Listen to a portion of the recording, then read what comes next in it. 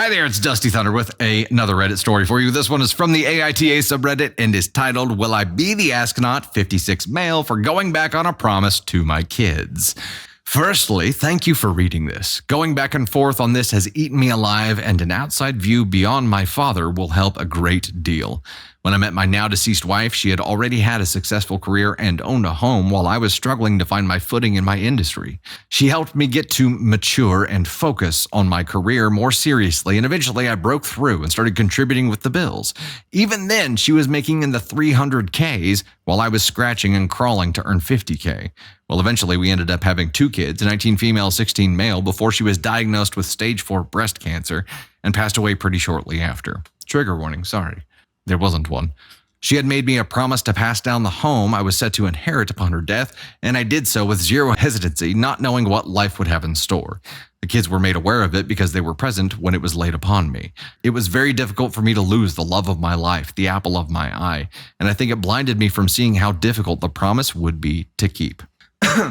So, backing up just a quick second here, the promise was she had made me promise to pass down the home I was set to inherit upon her death, and I did so with zero hesitancy, without knowing what life would have in store. So we promised to hand it down to the kids. 4 months after her death, I ended up shopping at a Kroger's when I met what is now my fiance, 29 female, who has 3 kids of her own, 10, 8, and 4. We've been together for over 8 months, and the discussion has come out about moving in together, but she's wanting me to sell the house and buy a new construction together that wouldn't have memories of her around every corner, which I completely understand. The two issues that are currently eating me alive are that the kids are extremely upset that we'd sell mom's home, that I paid some bills for too, and my father is worried that by selling this home to buy a new one, I'd lose 50% equity if we separate in the future, which would mean my biological kids would only stand to inherit 50%, while my fiance's kids would inherit the other 50%, which I don't think the kids are aware of because it'd probably set off a nuclear bomb in the home. I broke the news to the kids on Tuesday about our plans, and they've all but ceased talking to me and have spoken pure vitriol on social media about me since then. But it hurts to see that because we need to become a blended family, and they need to accept that they're going to have a stepmom and step-siblings, and money shouldn't get in the way of family harmony, in my opinion. Will I be the astronaut for reneging on my promise to deceased wife and going through with the sale of the family home to ensure our new blended family can have a larger home to grow up in? There's a top comment here I'll dive into here, but yeah, OP, yeah. Top comment, you're the asshole 100,000%. Don't even question it. The house you are now living in is not yours, but your kids. You are just renting it. Therefore, you are not allowed morally to sell it and use the kids' money to do whatever you want. According to your promise, your kids are more than justified to be upset. Question though, did you contribute at all to buying that house, or did your ex-wife buy it all by herself? Anyways, you are being blinded by your new relationship, and I would hate to see you writing back in a few months or years saying how your kids don't talk to you and you are so alone. We've all seen those posts.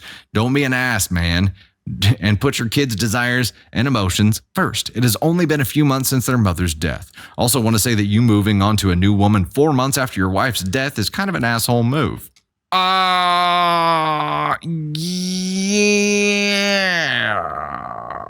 That's 4 months. Yeah, that is quick. And okay, so there are a couple of red flags here. We'll go ahead and throw this now while we review them. Love who you love. However, the fact that the finances are now being pivoted from the children who are supposed to be the recipients of it to his new girlfriend, who is 30 years younger than he, is a red flag, is it not? Also, either this jabroni doesn't know what a prenup is, or is just choosing to ignore the fact that he could protect this home or any proceeds from this home from his new bride becoming privy to it at all. He could protect that.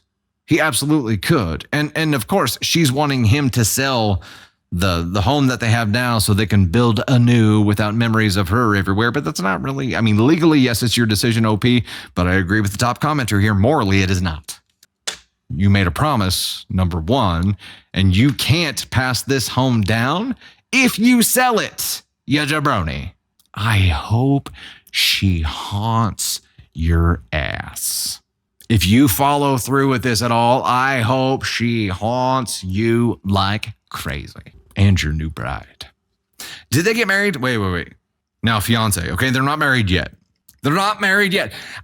You know what? What worries me the most here is that Opie, your ex-wife, did so much, did so well financially, and I don't know what the home looks like. I don't know what it's worth, but your lifestyle was not reflective of your financial achievements. It was mainly of your wife's.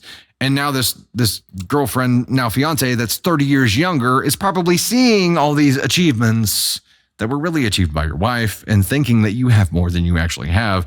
Really, all you have is what's supposed to be handed down to the kids. And again, love who you love. If there's a 30-year difference, there's a 30-year difference.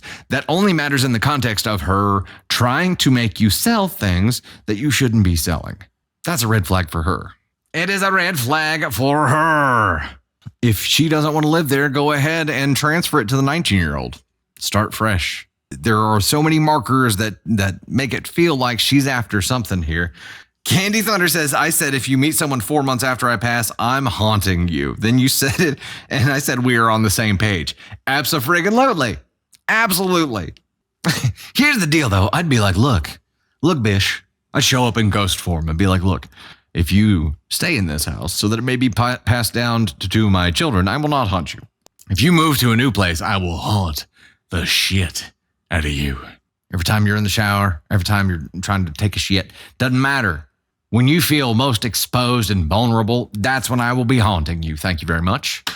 This could be him seeking solace in this, in her. It could him finding her could be his coping mechanism.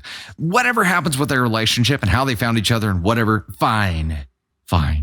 But he made a promise to his dying wife that he would protect this home and hand it to the children. And obviously, if financial hardship hit and he had no choice, he couldn't afford to hang on to it, that's one thing, right?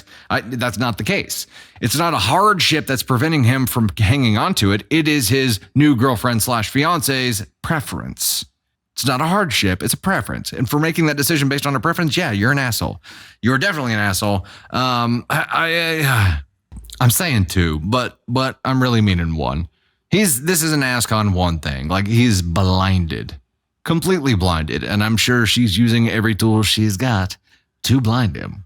Greatly appreciate it. Dr. Sweet says, but asking the kids to move on that quickly and accept a new family is messed up. Agreed.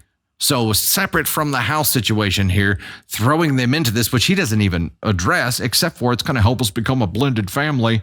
Not giving them any kind of input or talking to them or listening to them about anything here. Just reporting that they're angry. I think he's making decisions based on his desires, not on what's the best thing for his family. Clearly, he's lost right now. He's just lost. And just choosing, if this is how he's coping because he's just freaking out, that's one thing. But cope in a way that isn't damaging to your family. How about that?